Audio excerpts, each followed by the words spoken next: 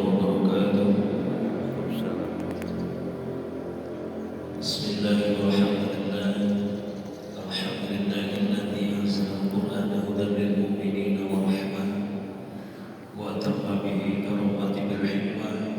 صلى الله وسلم على سيدنا محمد بن عبد الله وعلى آله وأصحابه ومن والاه. Puji dan syukur kita panjatkan kehadirat Allah yang Maha Ghafur. Salawat salam semoga tercurah bagi panutan anak Habibana wa Nabiyana Muhammad sallallahu alaihi wasallam, beserta keluarga yang setia, para sahabat yang taat, dan semua umat yang mengharap syafaat nanti di yaumil qiyamah. Amin. Dengan berjalannya waktu, alhamdulillah atas izin Allah Subhanahu wa taala, kita sudah memasuki hari yang ke-22 di bulan Ramadan 1445 Hijriah ini, dengan diberi kekuatan, kesabaran dan ketawakalan. Mudah-mudahan dengan wasilah usaha dan upaya kita sampai kepada Allah Subhanahu wa taala menjadi Ramadan yang makbul, Ramadan yang mabrur, dan Ramadan yang diterima di sisi Allah Subhanahu wa taala. Akhirnya fillah yang dimuliakan Allah Subhanahu wa taala, sebagaimana kita ketahui dalam beberapa keterangan lebih khusus dalam Al-Qur'anul Karim sendiri telah Allah sampaikan Al-Qur'anul Karim yang mulia diturunkan pada bulan suci Ramadan ini. Wallahu a'lam bimuradi. Inna anzalnahu fi lailatul qadr ila akhirih, yang artinya sesungguhnya kami turunkan Al-Qur'an pada malam kemuliaan. Satu hikayat menyampaikan bahwa malam kemuliaan itu lebih baik daripada 1000 bulan. Diestimasi dengan per tahunnya itu 83 tahun kurang lebih. Ini karunia Allah Subhanahu wa taala yang dikhususkan untuk kita sebagai umat akhir zaman, umat baginda Rasul Muhammad sallallahu alaihi wasallam. Kitab Zabur diturunkan kepada Nabi Daud pada bulan Ramadan, tapi tidak didapati Lailatul Qadar. Kitab Taurat diturunkan kepada Nabi Musa alaihissalam di bulan Ramadan pun tidak didapati Lailatul Qadar.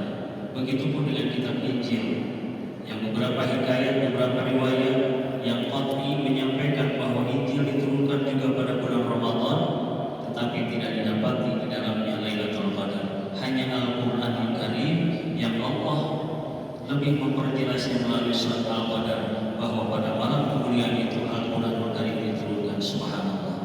Ini semata-mata kasih sayang Allah Azza wa Jalla Jalaluhu untuk umat akhir zaman, di mana kita dilebihkan daripada umat-umat yang lain. Walaupun usia kita sangat singkat, boleh jadi dikatakan singkat, sekitar 63 tahun sampai 65 tahun dan selebihnya adalah bonus, tetapi sekali kita ibadah, kita sudah mendapatkan lebih daripada 83 tahun. Subhanallah. Di mana umat-umat yang lain pun sama. Di masa umat Nabi Musa, ketika mereka melaksanakan ibadah hanya saat itu saja yang dibalas Allah Subhanahu wa taala, tidak dilipat gandakan. Ini merupakan kesempatan dan satu keistimewaan yang Allah fasilitasi karena kasihnya, wasilahnya Habibana wa Nabiyana Muhammad sallallahu alaihi wasallam. Akhirnya fillah yang dimuliakan Allah Subhanahu wa taala, Allah mengibaratkan kepada 1000 bulan terjadi satu hikayat dan riwayat, di mana setelah masa Nabi Musa alaihissalam ada seorang ahli perang, seorang algojo yang begitu beriman dan takwa kepada Allah Subhanahu wa taala, yang tersebut namanya adalah Sam'un al-Ghazi. Sam'un al-Ghazi berperang, membabi buta, berperang membasmi kekafiran, berperang menegakkan kalimatillah dengan seorang diri, dengan bersenjatakan hanya rahang tulang onta.